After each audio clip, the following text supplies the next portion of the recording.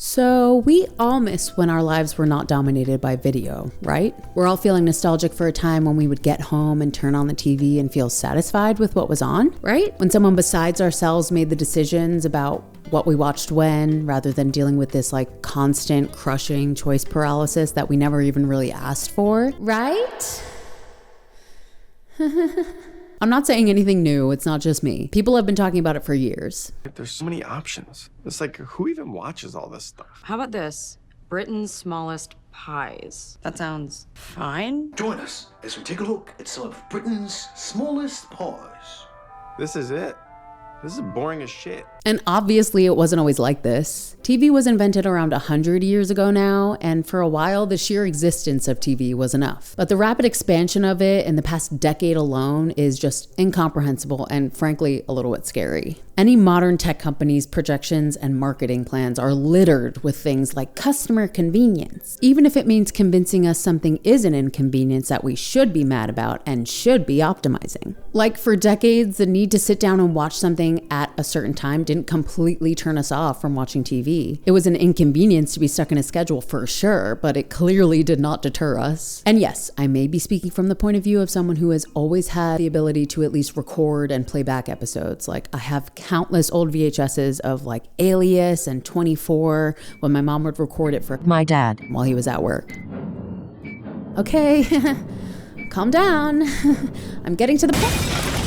Seeing the shift from watch when it's on or watch a recording in my childhood to the complete watch anywhere, watch everywhere, watch at work, watch on the toilet, please watch era has been crazy. And because I've always loved TV, I've always been a willing and ready participant in any advancement regarding it. I loved adopting anything new, especially as a kid with ADHD who always wanted more. You mean I can pause and rewind Degrassi kissing scenes and I don't have to watch it secretly in the morning on weekends? So much so that I didn't realize how much I've really become addicted to it in adulthood. Sometimes I'll spend almost as much time searching for a video to watch as I do watching said video that I land on. I'm very aware of that weirdly dreadful feeling when I scroll so far down my homepage it feels like a personal failure to not have found something to watch yet. I started mentally comparing it to the good old days and wondering if having a TV guide to follow was really as limiting or inconvenient as I once thought it was. Which of course led me to the question, would I enjoy TV more or maybe even just watch in a more meaningful way if I went out of my way to turn streaming into the nostalgic feeling of network or broadcast TV? Spoiler alert!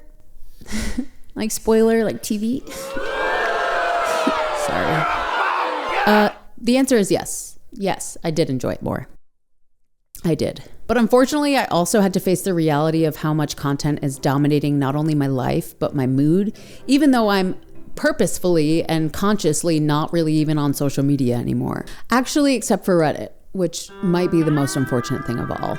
So if you're feeling a similar way, take an Adderall, put horse blinders on, whatever you need, and let's see if my content addiction resonates with you. So, like any new technological advancement in its early days, TV was experimental. Blurry, extremely basic in its capabilities, and maybe most importantly for this video, limited to a certain amount of programming. But it didn't matter. Radio shows were already capturing attention. Why, I'm listening to the radio theater. And the addition of visuals turned it from something cool into something magical, no matter how rudimentary. The Ed Sullivan Show, America's #1 TV variety show. Leave it to Beaver. Father knows best. Cable was actually first invented in 1948, but it was mainly focused in rural areas and by today's standards, pretty slow in its expansion due to high costs for both the consumers and the providers. By the 70s and 80s though, more people had adopted cable, expanding their watching possibilities from 1 to 3 channels to a whopping 16. At this time, our spaces really became catered around the collective experience of watching TV. In Victorian homes, you often had a parlor room, a room towards the front of your house in which you would entertain guests. The main point of this room was really just to showcase your wealth, as pretty much every picture of a Victorian living room looks like if your like secretly rich grandma had a moderate hoarding problem. But yes, it also was to entertain people. Oftentimes people had a piano as a centerpiece, or once the radio was invented, the radio. And once the TV was invented, it was kind of natural for it to become the centerpiece. Hi, Editing AC here. I wanted to add a little thing here. I'm going to try to condense this theory down into the major points. In the parlor room, there were often funerals held as well.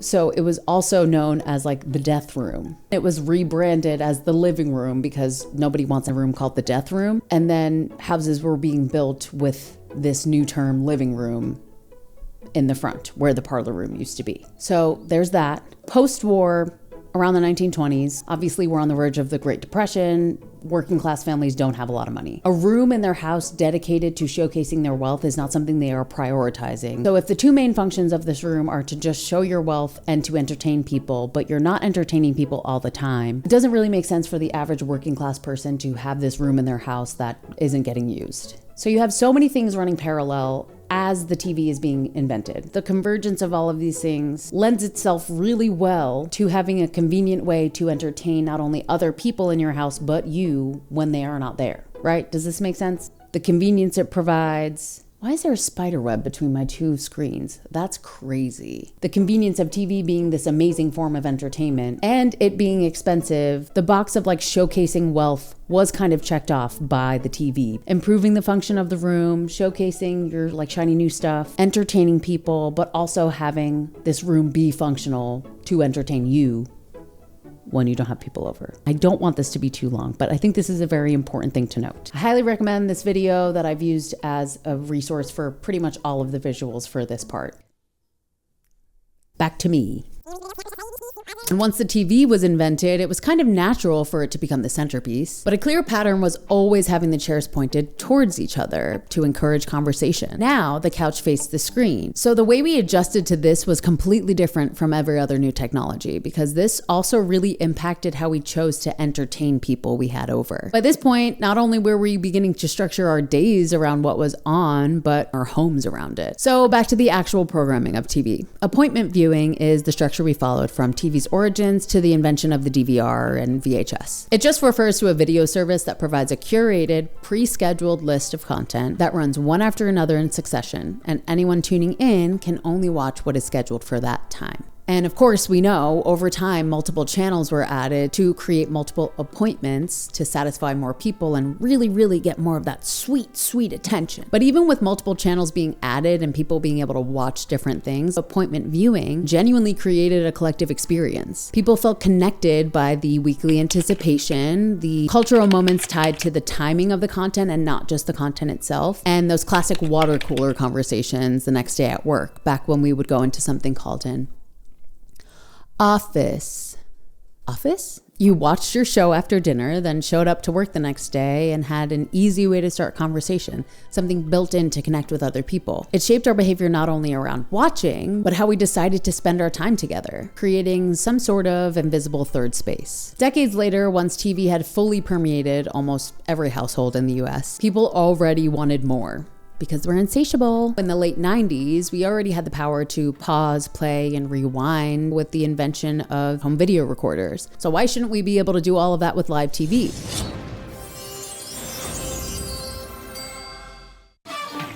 Now, stay with me here because we're getting really techie. Actually, you know what? Let this TiVo 101 video show you.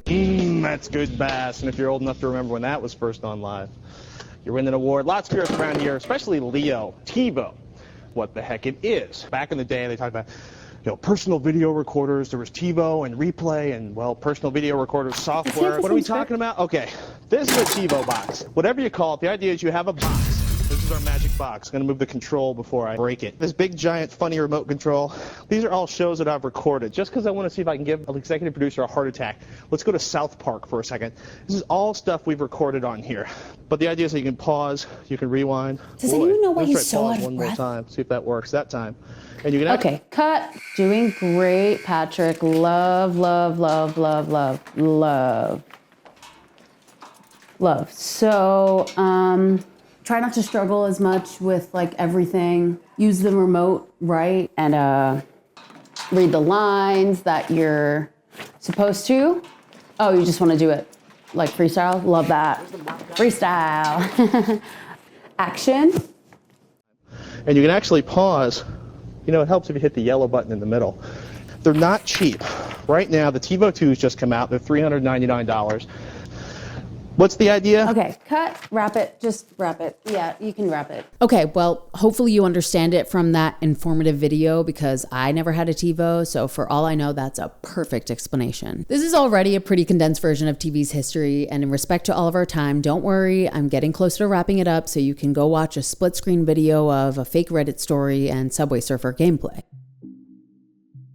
In short, as we reach the 2010s, when Netflix, the internet, and premium cable channels were all converging, and when cable companies' prices were far surpassing the rates that were equal to inflation, it began the era of TV that we find ourselves in now. See, I told you I'd get there at some point. You should have just believed in me. New shows dropped a whole season all at once, providing excitement we never had. Syndicated classic shows were now available in ways previously only available by buying a giant box set DVD. New ways to stream are constantly popping up left and right as historic TV networks realize how much money they miss out by just syndicating their programming rather than building their own platform where they can make their own ad revenue. You could watch whatever you want, whenever you want. It made on-demand viewing the norm. The idea of the marathon was replaced by the term binge watching, a word I deeply despise saying because we've completely normalized a term that we use for addictive behavior. Awesome.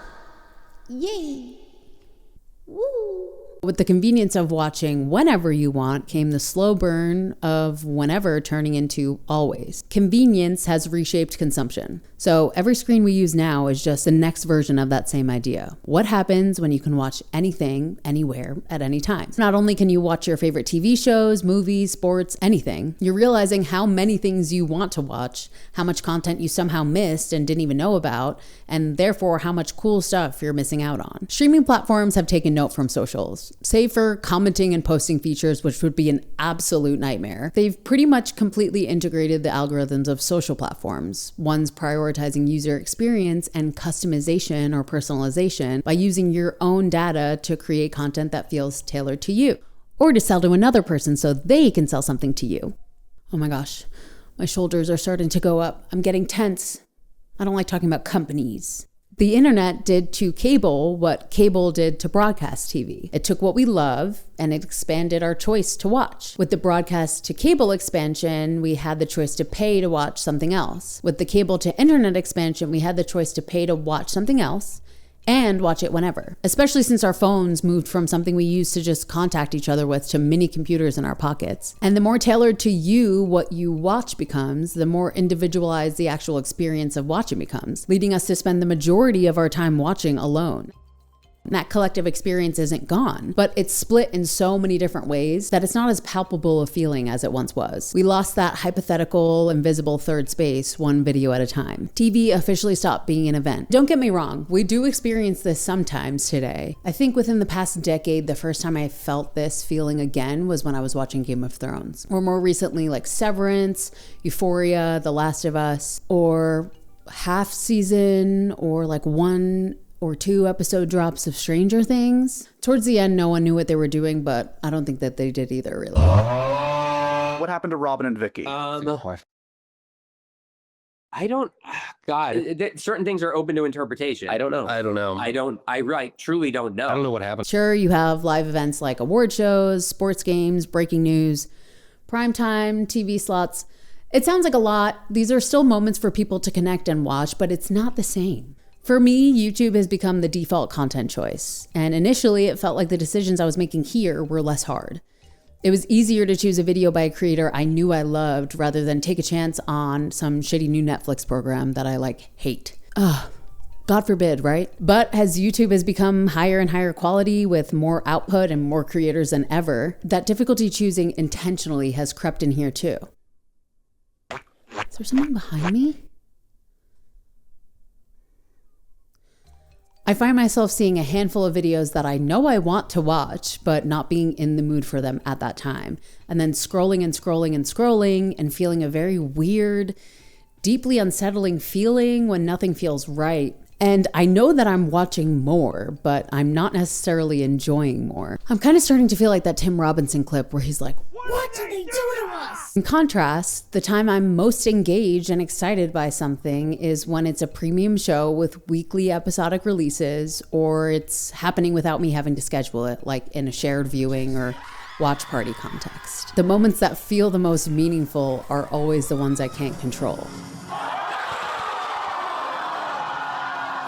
So now let's get into what you came here for, the experiment part. I wanted to understand what that structure actually did to the experience of watching. So I tried to create a casual experiment and test if a week of watching pre-planned, scheduled appointment TV would change my relationship to content. I went into this with really only one thought. I missed the way we used to watch TV. I had no real expectations or thought of an outcome. I just thought it could be fun or interesting to have a schedule to follow and have a reason to watch shows that I don't necessarily really watch now. Do I watch SpongeBob every once in a while when I'm in an interesting mental space?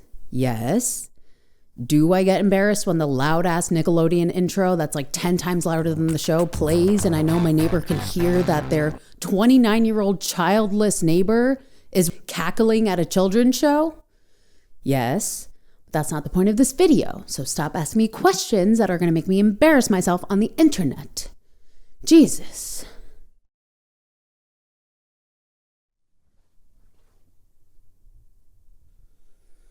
Don't mind her, that's just yesterday me. She's crazy. It's a new day, and that's how I decided to transition into this footage.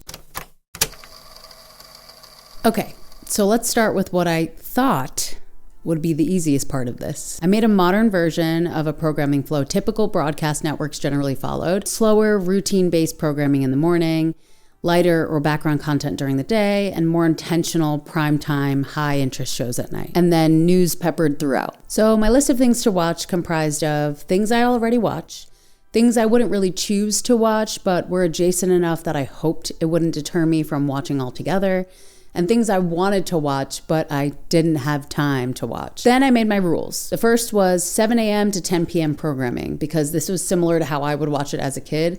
And there was no way I was going to have the willpower to schedule 24 hours of programming, and I wasn't going to be watching while I was sleeping anyway. You get it. It's fine. Included in this rule was that I could not watch any outside video content, like on my phone, on Reels, social media, anything like that. I just had a feeling that if I only had two choices of what to watch and didn't like them, then I would just immediately go on my phone and accidentally spend more time watching just on my phone like a freak. The second rule was that I would only have 2 channels, mostly just because I thought my brain would explode if I tried to do more than that.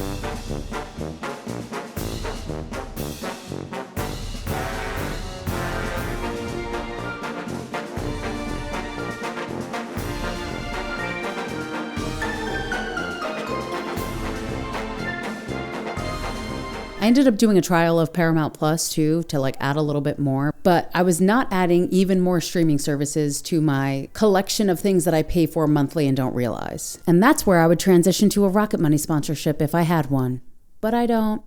Low-key, I was also not enjoying myself by the end of this part because it was so hard to find a good balance of how much control I had. The whole point was to give up a lot of that control in favor of actually caring about what I'm watching, and unless I actually had cable, I had to have the responsibility of being the provider who chose all of that programming.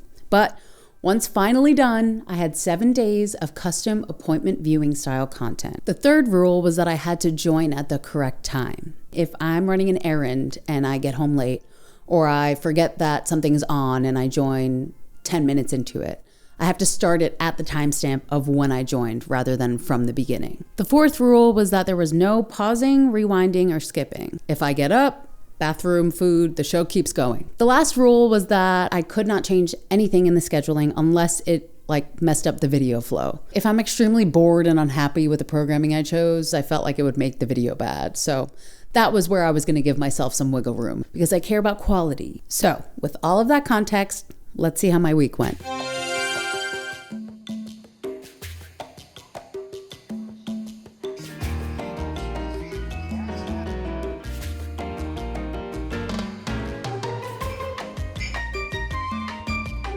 So a little part that I didn't explain was that in order to randomize episodes, I would literally close my eyes and pray that I landed on something so that I didn't control what I watched.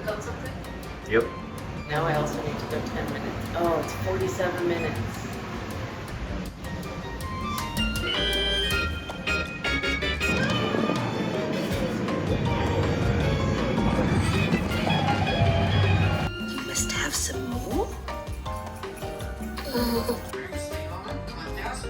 sisters. I've actually been traveling really long. Last year, while clothing suit premiered, David Horn's web got wired up to life.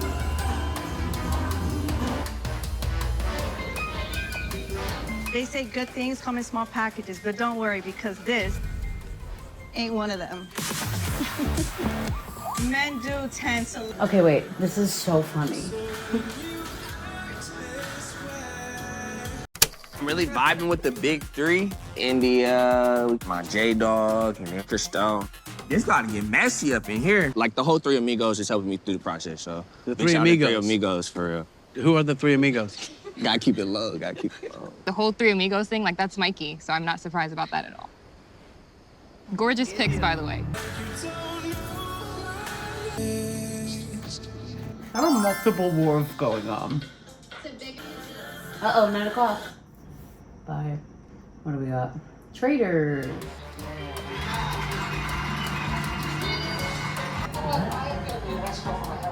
So, as future me now knows, this is just a lot of footage of me looking at screens like a toddler at a restaurant. So I decided I'm going to take you through it by giving you a few overarching themes that developed during this week.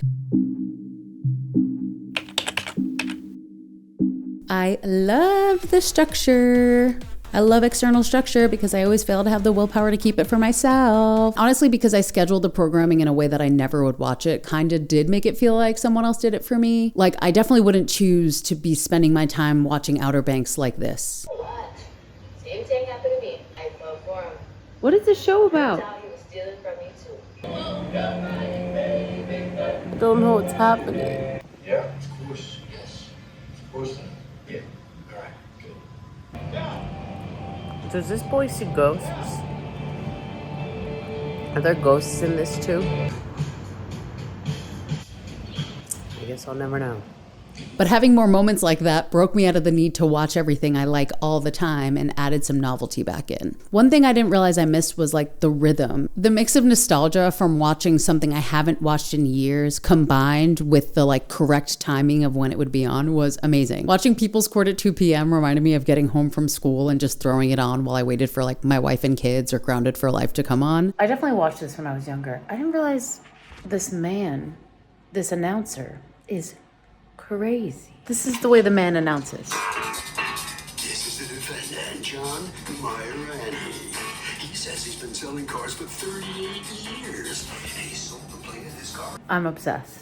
But some of the newer, and let me make it clear, amazing shows I finally started to watch, like The Studio or Palm Royale, or the ones that didn't blow me away as much, but I still loved, like The Rooster and Scarpetta. They haven't necessarily stuck with me habitually in the same way. And there were little faults here, right? Like when the shows didn't quite fill out the block completely, or I wasn't interested in either program that was on, I didn't feel a strong urge to fill the gap with something else as often as I thought I would. It was like a perfect little assignment for my brain to have an outside hand stopping me from clicking another video. The 10 p.m. cutoff felt restrictive, but beneficial because I really should be winding down by then anyway. I'm a grandma. I go to sleep early. But most importantly, the clear boundaries reduced this just one more episode loop that I constantly find myself in, and one that I never realized was, over time, negatively impacting how much I enjoyed watching. The schedule taking away the choice to keep watching encouraged me to take a break. Being forced to stop after just one episode made me more excited to continue, as the novelty of each program didn't wear off as quickly. Which leads me to my next takeaway.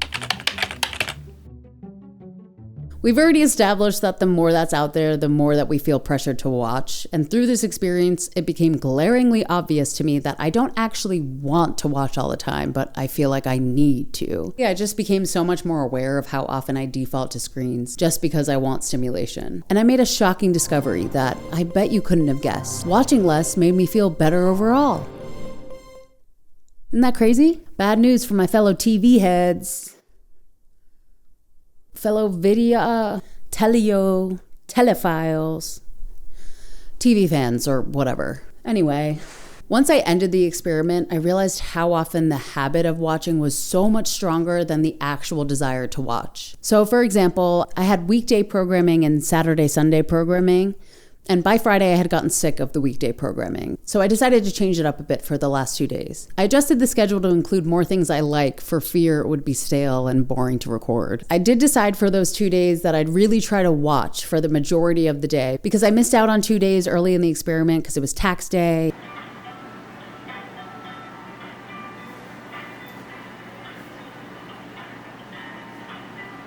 And emotionally recovering from tax day after that, and I got busy. But I guess I made the schedule like better, and being more excited to engage because the schedule was more tailored to me encouraged me to stay glued to my screen. I'm Julianne. I'm a teacher, and I'm gonna give you an F. Girl, you're gonna lose your job. You gotta do what you gotta do. You guys can head back. Oh my God, I forgot I was cooking. Straight people are crazy. Hopefully. I hope there's not a queer version of this. It's just Brooklyn. I have to cook. Which ultimately does not make me feel better, even if my brain is fucked up and thinks that it will. All day yesterday, I watched so many new shows. Unfortunately, I liked all of them. So now I just have a longer list of shows that I now want to keep watching. Now I have stuff to do, and every time I have stuff to do, I'm like, but I have my TV. Watching a digestible amount each time meant I retained interest in shows longer instead of burning through them. I could remember plot points better than shows that I literally watched in a whole day and never watched again. I'm looking at you, Killing Eve and Glow. They didn't do anything wrong. Or maybe they did. I don't remember. Like many other people, I think I've gotten into the habit of binging shows because I'm always acutely aware of how much of a show I have to get through or how many other shows I want to watch after this one. So I found this stat during my research. It said, in just 3 short years, the amount of content available to TV viewers has grown by more than 1.1 individual programs. Audiences now spend an average of 10.5 minutes searching for something to watch, up from just under 7.5 in 2019. And because those are years old now, I could only imagine that that number has increased, but I'll fact check myself later. Yep. All the numbers increased. It got worse. It's worse now. I did think this was funny because we're spending all of this time trying to find something, but after scrolling and scrolling, because we're too fatigued to continue the search, we usually just go back to shows that we know and love anyway. Like everyone has their comfort show. And research kind of supports this. 60% of the time spent streaming in May 2023 was dedicated to programming that first aired on linear channels, up 5.2% from October 2022. Streaming platforms think that with the amount of choice already out there, the answer to getting you to watch more is adding more personalization. As if the more tailored to you the programming becomes, the easier it'll be to choose something you like quickly, right? To me, it seems more like you're stuck trudging through a bunch of the same shows in a different font rather than having a genuine mix of things that can satisfy what mood you're in. Because you want to watch different things at different times. And I just think it's really interesting that I'm reading through this report, seeing them say that things need to be more personalized to combat people feeling paralyzed by choice because they're likely to do something else instead of watching. Do something else. Bitch, the only thing I'm doing is continuing to scroll while feeling like shit. I am going to watch something even if it kills me. But the pressure of making this decision permeates so deeply because we live in a society obsessed with productivity and optimization. So of course we even apply it to things we spend our free time on. I know that I'm a meme, but it's true. I touched on it a bit in the beginning, but analysis paralysis, or commonly known as choice paralysis, has been talked about as early as the 1970s. There's a handful of books by the author Alvin Toffler that could see this coming with the new wave of technology. And in 2004, author and psychologist Barry Schwartz is known for popularizing the idea of choice paralysis as consumerism started to dominate even more. His book and subsequent TED Talk called The Paradox of Choice highlights and breaks down just how early we were already experiencing choice paralysis like this. Even if we manage to overcome the paralysis and make a choice, we end up less satisfied with the result of the choice than we would be if we had fewer options to choose from. This hit me when I went to replace my jeans. There was a time when jeans came in one flavor, and you bought them, and they fit like crap. And if you wore them long enough and washed them enough times, they started to fit. I went to replace my jeans after years and years of wearing these old ones. Shopkeeper said, do you want slim fit, easy fit, relaxed fit, button fly or zipper fly, stone washed or acid washed? Do you want them distressed? Do you want boot cut? Do you want tapered? So I spent an hour trying on all these damn jeans, and I walked out of the store with the best fitting jeans I had ever had. All this choice made it possible for me to do better. But I felt worse. With all of these options available, my expectations about how good a pair of jeans should be went up. And what I got was good, but it wasn't perfect. And so I compared what I got to what I expected, and what I got was disappointing in comparison to what I expected. Adding options to people's lives can't help but increase the expectations people have about how good those options will be. And what that's going to produce is less satisfaction with results, even when they're good results. There's good reason to believe that overall we might be more satisfied with less options and therefore less expectations of ourselves to make the right choice. Just some food for thought, I don't know. So it might seem ironic that I'm saying that variety is amazing when I just said that there's too much out there, there's too much choice. But let me just say, by I think we'd be happier with less options, I mean within categories. We don't need 5 different 90-Day Fiancé shows. There's probably more. Okay, I actually had to look this up. I had to count this list a few times because what do you mean there are 23 shows? I haven't even seen a full episode of this. I've seen clips on the internet of Mayo Man, Big Ed.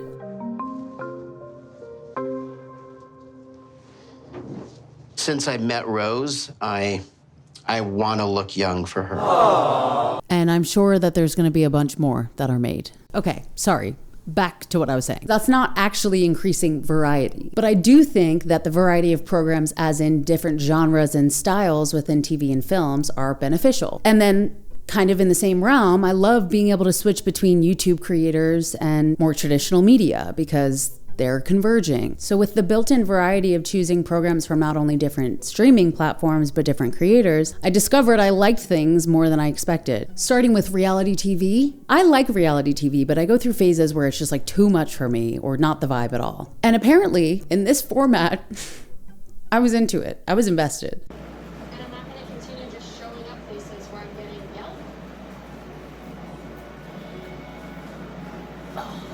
7:30, no! Expanding the types of programs I watch, aka including things I would never really choose to watch, were way more fun than I expected and didn't really feel limiting. Except for Deadliest Catch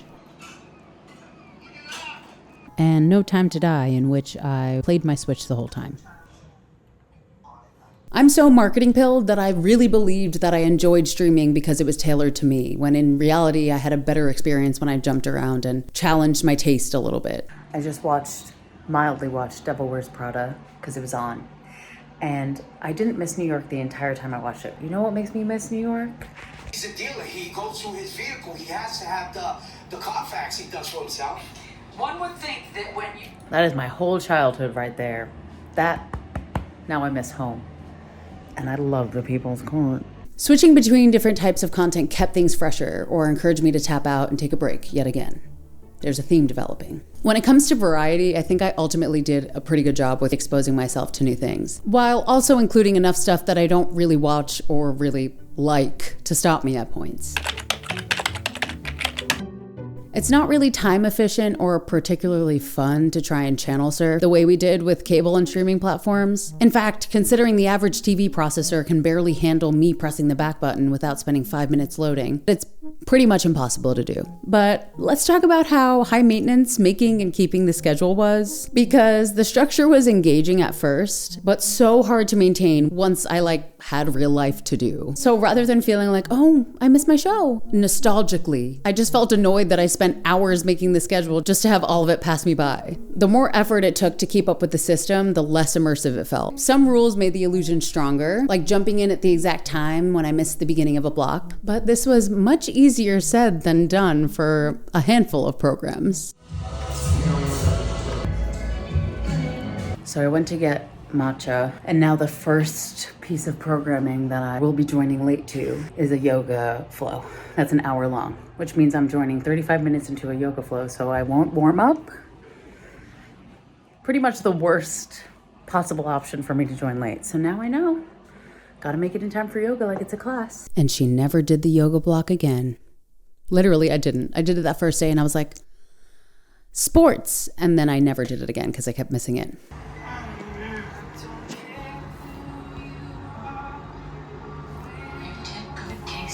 Oh my God. I think I'm still recovering emotionally from that. Okay, elephant in the room. You didn't get me a birthday present, and my 30th birthday was last week. So if you feel bad about that, you should probably subscribe and like the video and turn on notifications because I'm gonna be uploading more, and then I'll forgive you. To be real for a second, I started this video in April. I thought it would take up to a month to get done. And my birthday is June 21st. So it's now been over 3 months since I started this. I actually recorded this many times and cut up many different things. I went fully down the rabbit hole of TV history. There's so much that I didn't include. So in the future, I'm probably gonna make smaller videos out of like tangents if you're interested in learning more about like whatever topic I'm talking about. But I'm already working on another video behind the scenes. I'm gonna be interviewing a few of my friends. You might be familiar with them. You won't know unless you subscribe and turn on notifications. It is so tiring to be a yapper. Man, we're just gonna keep going from here.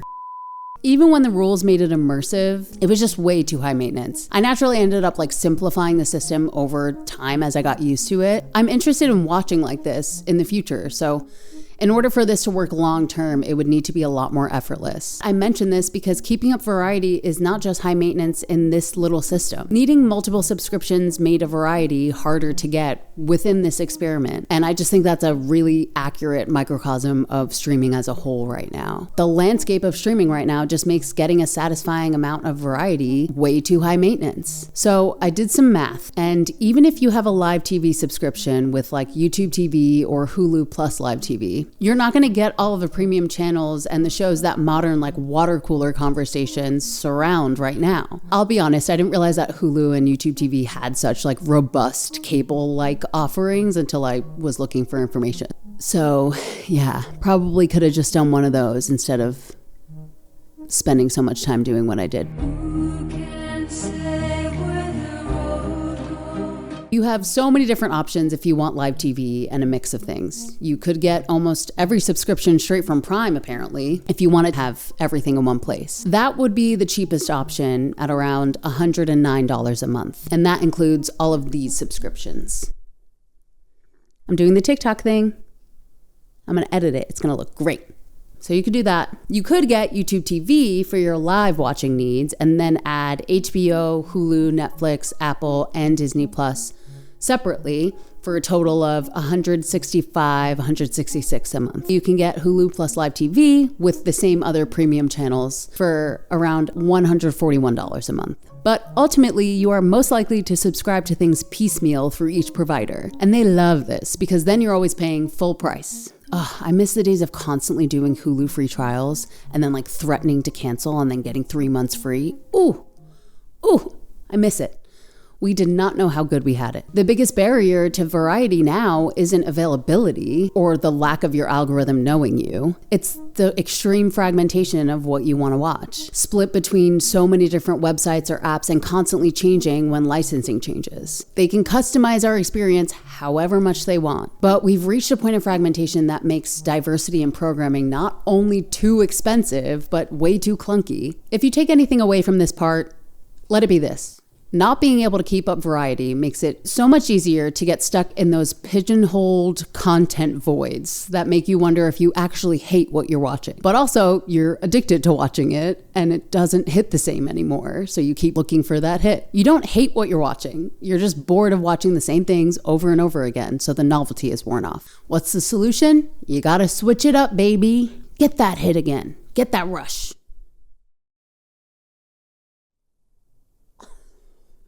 I'm going insane. I need to finish this video. I spent a lot of time talking about this collective experience in this video. And because I did all of this work after doing the experiment, I think I failed to add something to the experiment that I really wish I did, which is some sort of collective viewing thing, like a watch party at my house. With the way that I did it, I didn't get that part. And I think that if I had added it, it would have added a lot to the video. I'm a lot more inspired to like attend watch parties or like gather my friends to watch stuff more often.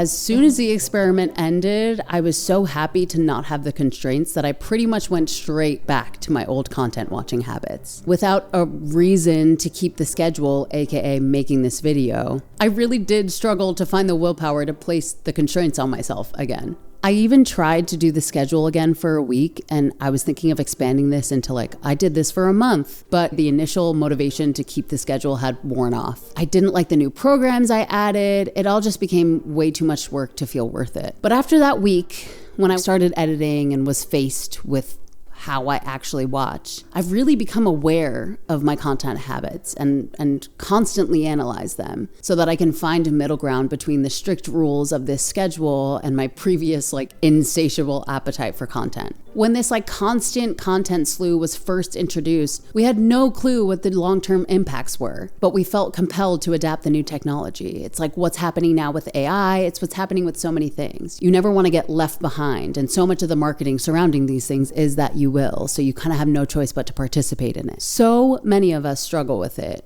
especially if you work from home. I know for me, this got worse during the pandemic because I had the freedom to just have stuff on in the background. So yeah, it's been a few months and it has really actually changed my habits. Now I don't sit and binge a show more than 2 episodes, because by the 3rd episode, that's when I start melting into the couch and start getting that feeling of just being along for the ride instead of actively listening and actively being a part of it. Sometimes when I'm stuck in an endless scroll, I'll stop, but I have to really actively make sure that I stop and do something else, because I do still find myself continuing to scroll down YouTube and looking for something that doesn't exist. It's slow progress. When it comes to a habit or addiction like this, you can't just break it in one day just because you know it'll be better for you. My goal is never to speak about things as if I know everything now and I have all of this knowledge and I need to share it with you. I don't have anything to tell you you should schedule your content like this, because it is too much work. I spent way too much work on this.